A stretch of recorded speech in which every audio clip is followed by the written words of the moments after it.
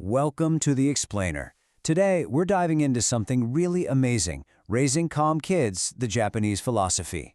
We're going to unpack a truly fascinating approach that literally flips the script on traditional discipline. Seriously, I guarantee this is going to completely change the way you view behavior. Let's get right into it. Okay, to really understand this, I want you to picture a scenario with me.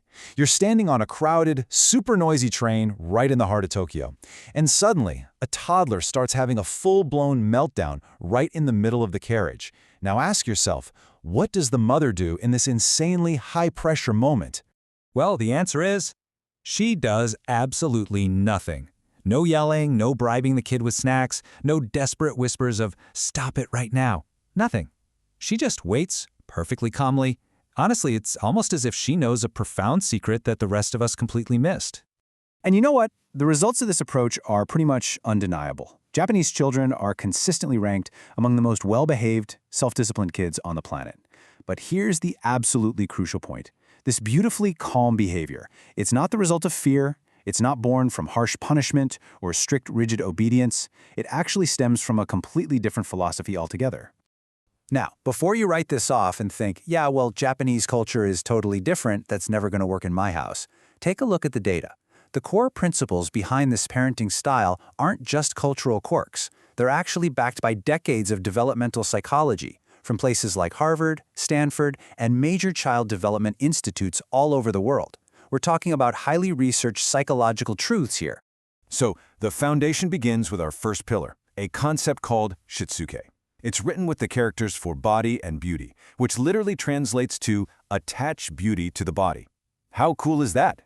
It's not about punishment, and it is definitely not about control. It's really the profound art of raising a child who genuinely wants to behave, simply because good behavior has become an intrinsic part of who they are.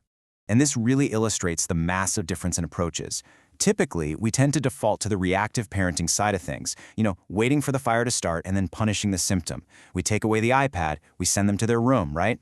But the Japanese proactive approach is all about preventing the fire entirely and addressing the actual root cause. So how exactly do they do that? Well, by fundamentally shifting their mindset using one singular, incredibly powerful question every time a child acts out. Are you ready? What skill is my child missing right now? Instead of asking, how do I stop this annoyance, they actually pause and ask what the child does not yet know how to do. Because, let's face it, here is the undeniable truth. Kids don't misbehave just to make your life difficult. When they act out, it's usually because they're lacking a key skill.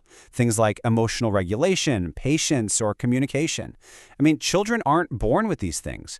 So what we often view as straight-up defiance is actually just a missing skill that needs to be taught.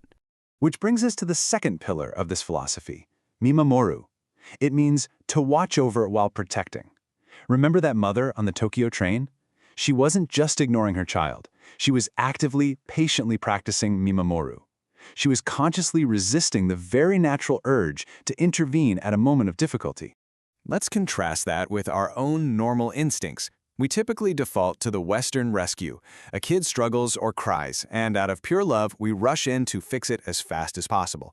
But here's the catch. Rushing in actually sends a devastating silent message. It says, you can't handle this on your own.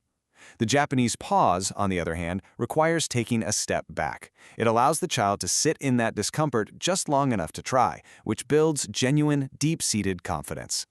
And hey, this isn't just about building character, it is pure developmental psychology. Productive struggle is actually one of the strongest predictors of emotional resilience in children. So the next time your child gets frustrated or upset, I challenge you to just pause. Give them 10 seconds, just 10 seconds of productive struggle before you jump in. You are going to be amazed at what they can handle. Now, people often assume that because Japanese children are so disciplined, their upbringing must be incredibly strict, cold, or super rigid. But actually, the absolute opposite is true. Enter our third pillar, amai. This is a beautiful concept that roughly translates to the feeling of being able to safely depend on another person's love. See, the entire philosophy is anchored in warmth first, structure second. In the earliest years of life, Japanese mothers maintain extraordinary physical closeness with their children. Co-sleeping is incredibly common, and the child is provided with unconditional security. Literally, the child is never, ever made to feel alone in the world. And the neuroscience backs this up beautifully. When a child feels deeply and securely attached, they actually develop a nervous system capable of advanced self-regulation. Think about it. When a kid knows in their bones that love is unconditional, they don't need to act out to get attention. They just don't need to push boundaries and constantly test limits just to feel secure. Okay, so let's see how all this warmth and structure translates into real-world action. Think about this for a second. Why do 4-year-old Japanese children clean their own classrooms every single day without being told?